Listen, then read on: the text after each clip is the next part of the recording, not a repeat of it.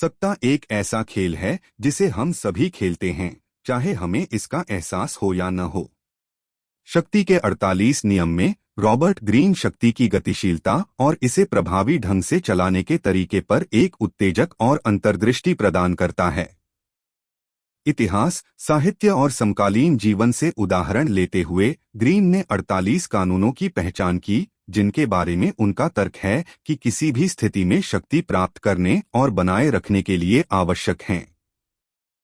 धोखे की कला में महारत हासिल करने से लेकर एक शक्तिशाली नेटवर्क बनाने और अपनी भावनाओं को नियंत्रित करने तक, ग्रीन के कानून सत्ता के लिए एक व्यापक और व्यावहारिक दृष्टिकोण प्रदान करते हैं, जिसे व्यवसाय और राजनीति से लेकर रिश्तों और व्यक्तिगत विकास तक किसी भी क्षेत्र में लागू किया जा सकता है।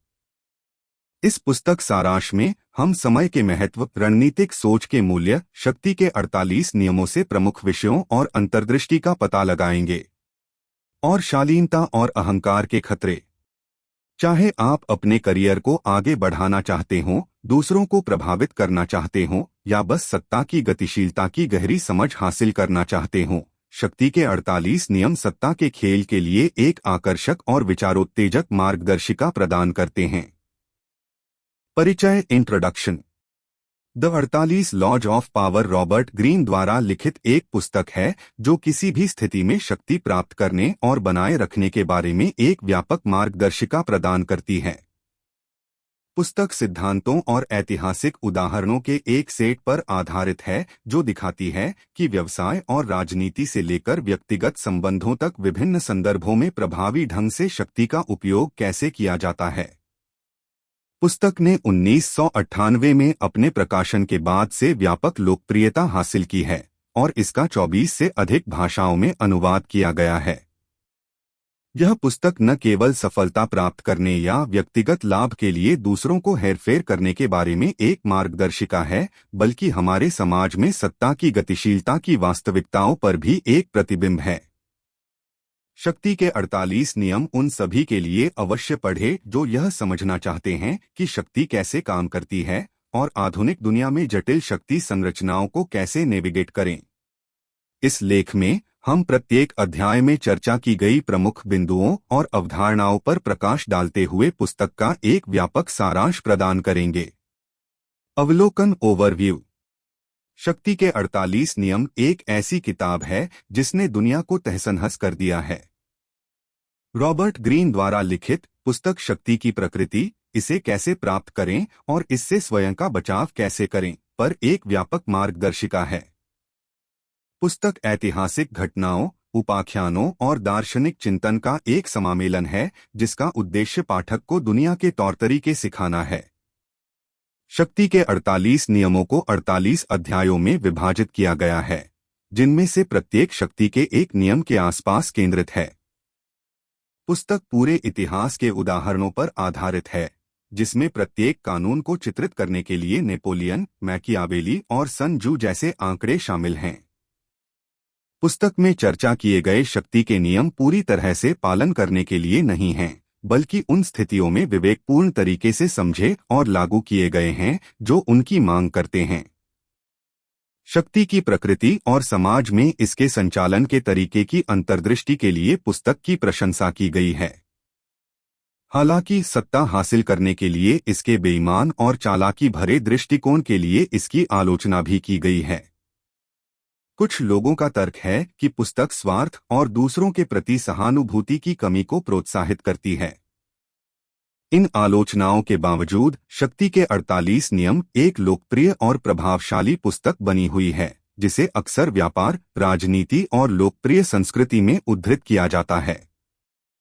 प्रमुख अध्यायों का सारांश, समरी ऑफ की चैप्टर्स। शक्ति के 48 नियम रॉबर्ट ग्रीन की एक पुस्तक है जिसे पहली बार 1998 में प्रकाशित किया गया था। पुस्तक शक्ति के विभिन्न सिद्धांतों और उन्हें प्रभावी ढंग से चलाने के तरीके के लिए एक व्यापक मार्गदर्शिका है। शक्ति की प्रकृति और इसे कैसे प्राप्त किया जा सकता है, बनाए रखा जा सकता है और कैसे खोया जा सकता है, इस बारे में अपनी अंतर्दृष्टि के लिए इस पुस्तक की व्यापक रूप से प्रशंसा की गई है।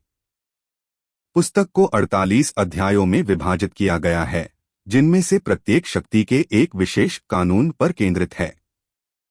प्रत्येक कानून को राजनीति, व्यापार और युद्ध के ऐतिहासिक उदाहरणों के साथ चित्रित किया गया है।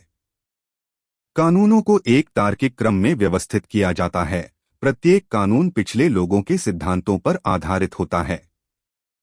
पहला नियम है, कभी भी गुरु को मात न दें, जो अपने से ऊपर वालों की शक्ति को खतरे में न डालने के महत्व पर जोर देता है। दूसरा नियम है, कभी भी दोस्तों पर ज्यादा भरोसा मत करो, दुश्मनों का इस्तेमाल करना सीखो, जो इस बात पर जोर देता है कि आप किस पर भरोसा करते हैं और अपने दुश्मनों को करीब रखें। अन्य प्रमुख कानूनों में अपने इरादों को छुपाना शामिल है, जो आपके वास्तविक उद्देश्यों को प्रकट करने के खिलाफ सलाह देता है। दूसरों से अपने लिए काम करवाएं, लेकिन हमेशा श्रेय लें, जो कार्यों को सौंपने के महत्व पर जोर देता है, लेकिन उनकी सफलता का श्रेय लेने पर, और अपने शिकार को निर्वस्त्र करने के लिए चयनात्मक ईमानदारी और उदारता का उपयोग करें, जो सिखाता है कि रणनीतिक ईमानदारी और उदारता लोगों को आपके अनुरोधों के प्रति अधिक ग्रहणशील बना सकती है। पुस्तक में समय की कला में महारत हासिल करने, अहंकार के खतरों और अलगाव की भावना को बनाए रखने के लाभों को भी शामिल किया गया है। इसमें विस्मय की भावना पैदा करने, शब्दों की शक्ति और लोगों को अपने पास लाने के महत्व पर अध्याय भी शामिल हैं।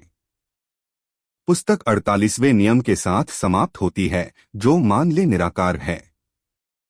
यह कानून लचीला और अनुकूलनीय होने के महत्व पर बल देता है और किसी विशेष रूप या संरचना से जुड़ा नहीं है। शक्ति के 48 नियम शक्ति के विभिन्न सिद्धांतों और उन्हें प्रभावी ढंग से कैसे उपयोग करें के लिए एक व्यापक मार्गदर्शिका है। पुस्तक शक्ति की प्रकृति और इसे कैसे प्राप्त किया जा सकता है, बनाए रखा जा सकता है और कैसे खोया जा सकता है, इस बारे में मूल्यवान अंतर्दृष्टि प्रदान करती है। पुस्तक उन लोगों के लिए विशेष रूप से उपयोगी है जो नेतृत्व के पदों पर हैं, लेकिन यह उन लोगों के लिए सहायक हो सकती है जो दूसरों को प्रभावित करने की अपनी क्षमता में सुधार करना चाहते हैं। यह ध्यान रखना महत्वपूर्ण है कि पुस्तक में वर्णित कुछ कानूनों को अनैतिक या अनैतिक के रूप में भी देखा जा सकता है। इसलिए वास्तविक दुनिया की स्थितियों में इन कानूनों को लागू करते समय पाठकों को सावधानी बरतनी चाहिए और हमेशा सत्यनिष्ठा और नैतिक व्यवहार के साथ कार्य करने का प्रयास करना चाहिए। विश्लेषण और मूल्यांकन, एनालिसिस एंड इवैल्यूएशन। शक्ति के 48 नियम एक ऐसी पुस्तक है जिसके आलोचक और प्रशंसक दोनों हैं। पुस्तक अनैतिक व्यवहार और हेरफेर को बढ़ावा देने के लिए आलोचना का विषय रही है, लेकिन मानव व्यवहार में इसकी अंतर्दृष्टि और विभिन्न संदर्भों में सफलता प्राप्त करने के लिए इसकी रणनीतियों की भी प्रशंसा की गई है। पुस्तक की मुख्य आलोचनाओं में से एक यह है कि यह हर कीमत पर जीत की मानसिकता को बढ़ावा देती है, भले ही इसका अर्थ दूसरों को धोखा देना और अनैतिक रूप से व्यवहार करना हो। जबकि कुछ कानून सत्ता के लिए मैकियावेलियन दृष्टिकोण को प्रोत्साहित करते हैं, जैसे नियम 3 अपने इरादों को छुपाएं। यह ध्यान रखना महत्वपूर्ण है कि सभी कानून अनैतिक नहीं हैं।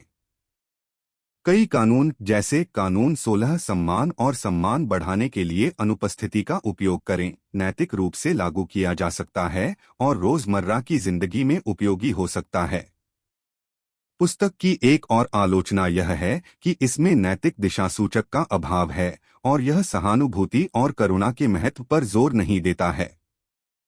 लेखक रॉबर्ट ग्रीन ने इस आलोचना को स्वीकार किया है और कहा है कि पुस्तक एक नैतिक मार्गदर्शक नहीं है, बल्कि शक्ति का अध्ययन है और यह कैसे प्राप्त, बनाए रखा और खो दिया है। आलोचनाओं के बावजूद पुस्तक मानव व्यवहार और उन रणनीतियों में मूल्यवान अंतर्दृष्टि प्रदान करती है जो व्यक्ति और समूह सत्ता हासिल करने और बनाए रखने के लिए उपयोग करते हैं।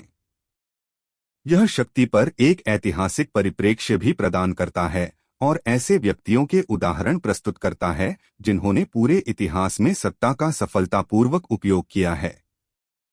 यह पाठक को तय करना है कि क्या वे पुस्तक में उल्लिखित रणनीतियों को लागू करना चाहते हैं और वे शक्ति के अपने नए ज्ञान का उपयोग कैसे करना चाहते हैं। जैसा कि किसी भी पुस्तक के साथ होता है, शक्ति के 48 नियमों को गंभीर रूप से देखना और पुस्तक में उल्लिखित रणनीतियों के नैतिक प्रभावों पर विचार करना महत्वपूर्ण है। निष्कर्ष कंक्लूजन। शक्ति के 48 नियम किसी भी व्यक्ति के लिए अनिवार्य रूप से पढ़ी जाने वाली पुस्तक है जो अपने व्यक्तिगत और व्यावसायिक जीवन में सफलता प्राप्त करना चाहता है। यह मानव प्रकृति, मनोविज्ञान और शक्ति गतिकी में मूल्यवान अंतर्दृष्टि प्रदान करता है और यह पाठकों को कौशल और चालाकी के साथ शक्ति की जटिल दुनिया को नेविगेट करने का तरीका सिखाता है। हालांकि पुस्तक को एक आलोचनात्मक नज़र और एक मजबूत नैतिक कंपास के साथ देखना महत्वपूर्ण है, क्योंकि विवेक के बिना उपयोग किए जाने पर कुछ कानून अनैतिक या जोड़तोड़ करने वाले हो सकते हैं। कुल मिलाकर पुस्तक किसी भी व्यक्ति के लिए एक मूल्यवान संसाधन के रूप में कार्य करती है जो शक्ति की अपनी समझ में सुधार करना चाहता है और इसे अपने व्यक्तिगत और पेशेवर जीवन में प्रभावी ढंग से और नैतिक रूप से कैसे उपयोग करना है। Thank you for taking the time to listen this book summary. We hope you found it informative and thought-provoking. Don't forget to follow DY Books on social media to stay up to date on our latest book summaries and releases. Thank you once again and see you in next video.